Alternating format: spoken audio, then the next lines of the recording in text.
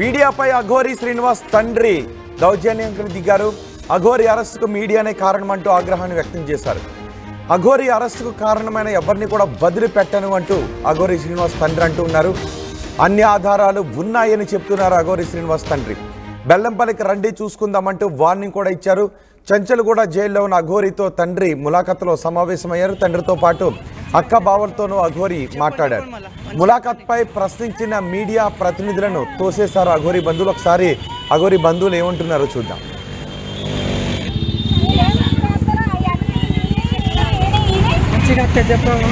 చెప్పండి చెప్పండి మళ్ళీ మంచి చెప్పండి.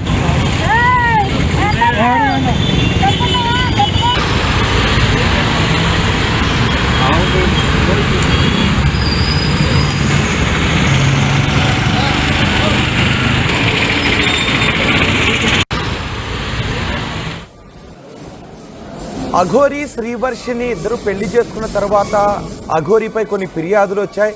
అఘోరి పూజల పేరుతో డబ్బులు తీసుకున్నారు అని ఒకరు ఫిర్యాదు చేశారు. అలాగే నన్ను పెళ్లి చేసుకుని మోసం చేశారంటూ మరొక మహిళ కూడా ఫిర్యాదు చేశారు. ఈ ఫిర్యాదుల నేపథ్యంలో అఘోరి శ్రీనివాస్ని ఇద్దరిని కూడా పోలీసులు అదుపులోకి తీసుకుని అఘోరిని అరెస్ట్ చేశారు. శ్రీవర్షిని మాత్రం కౌన్సిలింగ్కి సెంటర్కి పంపించి ఆ తర్వాత తల్లిదండ్రుల దగ్గరికి పంపించేశారు. ప్రస్తుతం అఘోరి చెంచల్గూడ జైల్లో ఉన్నారు. అఘోరిని చూడటానికి చెంచల్గూడ జైలుకి వెళ్ళారు అఘోరి బంధువులు. ములాఖత్లో మాట్లాడిన తర్వాత బయటకు వచ్చిన తర్వాత మీడియా కారణంగానే అఘోరిని అరెస్ట్ చేశారు పోలీసులు అంటూ ఆగ్రహాన్ని వ్యక్తం చేశారు మీడియాపై. మా ప్రతినిధి దేవిక ఉన్నారు పూర్తి సమాచారం అందించడానికి. దేవిక, అఘోరి తల్లిదండ్రులు ఏమంటున్నారు?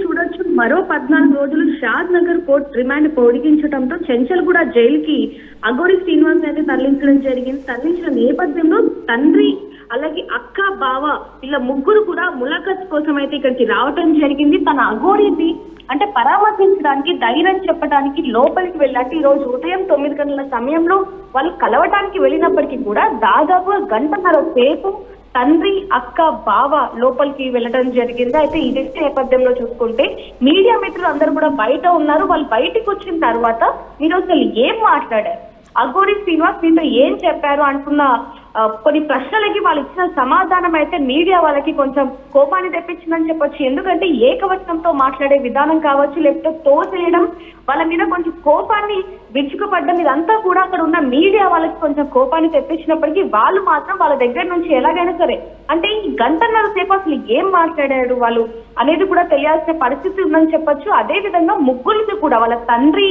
బావ అలాగే చెల్లెల్ని అడిగినప్పటికీ ముగ్గురు కూడా పొంతన లేని సమాధానం చెప్తున్న పరిస్థితి. ఎందుకంటే ఒక్కొక్కరిగా మాట్లాడుతున్నప్పటికీ కూడా వాళ్ళ అక్క ఏమో లేదు మేమేం మాట్లాడలేదు, మాట్లాడివ్వలేదు, అసలు కలవలేదు అంటూ కూడా చెప్పడం జరిగింది.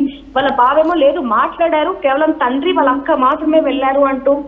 వాళ్ళ తండ్రి వచ్చేసి ఏం మాట్లాడమని చెప్పము, ఇక్కడ ఎందుకు చెప్పాలి, ఇదంతా మీ వల్లే జరిగింది అంటూ కూడా మీడియా మీద విరుచుకుపడ్డ సన్నివేశం మనం అక్కడ చూస్తున్నామని చెప్పొచ్చు. అదే విధంగా చూసుకుంటే ఎవరైతే అఘోరి శ్రీనివాస్ అక్క ఉన్నారో ఆ అక్క బ్యాంక్ లో కోట్ల కొద్ది డబ్బు ఉంది అనే వార్త చక్కర్లు కొడుతుంది. ఆ ప్రశ్నని అడిగినప్పటికీ కూడా నేను ఇక్కడ అసలు ఏం సమాధానం చెప్పను, బెల్లంపల్లి మా ఊరికి రండి అక్కడ చూసుకుంటాను ఏంటనేది, ఇక్కడ మాత్రం మీరు అసలు ఏమి మాట్లాడను అంటూ కూడా మీడియాని తోసేసి మరీ వెళ్ళిపోతున్న పరిస్థితి అని చెప్పొచ్చు. అదేవిధంగా శ్రీవర్షిని గురించి అడిగినప్పటికీ కూడా మీ ఇంటికి వచ్చిందా, మీరే పెళ్లి చేశారని అడిగినప్పటికీ కూడా లేదు ఇప్పుడు ఉందేమో అంటూ కూడా కొన్ని విధాలుగా సమాధానం చెప్తున్న పరిస్థితి కనిపిస్తుందని చెప్పొచ్చు. ఏదైనప్పటికీ తండ్రి మాత్రం బెదిరిస్తున్న పరిస్థితి. అఘోరి బెయిల్ కోసం వాళ్ళ బంధువులు చేస్తున్న ప్రయత్నాలు ఏంటి?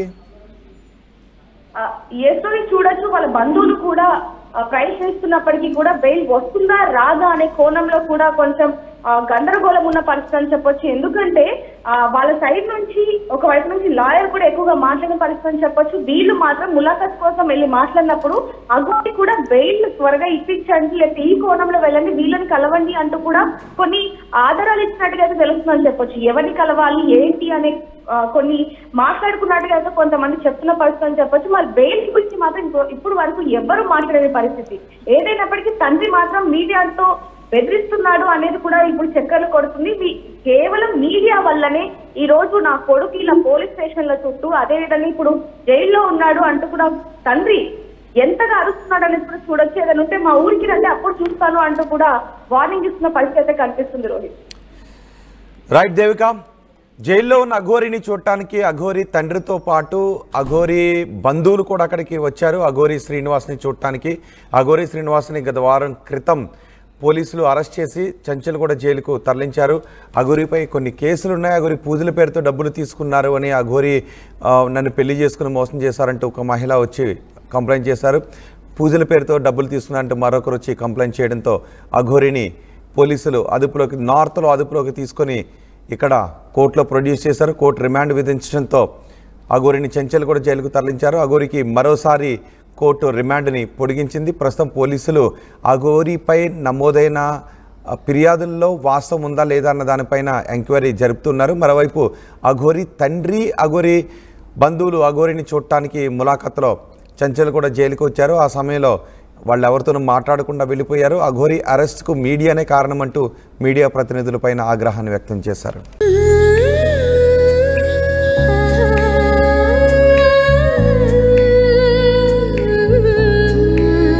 Gokulam Signature Jewels,